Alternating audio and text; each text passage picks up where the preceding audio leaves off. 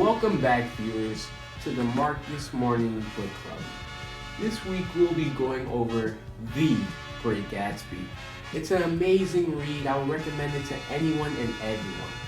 I have three amazing guests to go over some background information on this book. I have Dave Benoit, Anthony Michel, and Samuel Bellamy. So my first question goes out to Samuel. What was Fitzgerald's relationship with money throughout his life? Well, he published books that weren't very successful, and he joined the army at the age of 21 after dropping out of Princeton due to academic probation. And he also had an advertising job. That's where he was meeting with Zelda. And due to the fact that he had a low salary, Zelda canceled their engagement. That's when he decided to pursue his career in writing, and when he published a book, a week later, they got married. So you can basically say that money saved their marriage. Wow, that's a interesting thought, how one's income can affect the outcome of a relationship. So my second question goes out to Mr. Michel. What was Fitzgerald's social status in his life? Alright, well, he grew up in a family with mixed incomes. His father's side descended from Francis Scott Key, which put him in the lower middle class. Interesting. However, his mother provided most of the income for their family because she was in a group of entrepreneurs.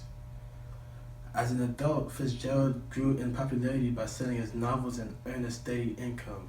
But then his popularity would downfall when they learned he was an alcoholic.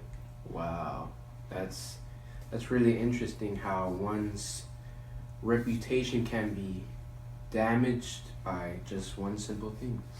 And another question to Dave Benoit. What really influenced Fitzgerald in his life that molded him to create this wonderful novel? Well, Marcus, many people and events influenced Fitzgerald in many ways. For starters, it started at a very young age, at 13, when he published his very first story in a school newspaper. He also published many pieces to many different magazines. For example, the Princeton Tiger Humor magazine. Throughout his life, he had a great devotion to his writing, but this caused him to suffer academically on many ways that caused him to drop out of school and end up having to go into the army. Later on, he was discharged in 1919, where he moved to New York, and he began writing his very first novel, which was The Side of Paradise. And later on, as his popularity began to rise, he became known as the main figure that coined the era during New York as the Jazz Age. And in 1924, he moved to France, and a year later, he published his greatest work, known as The Great Gatsby. Many people contributed to his life, most notably his wife, Zelda. As Samuel previously stated, she refused to commit herself to Fitzgerald unless he was able to find a job that was able to support him financially.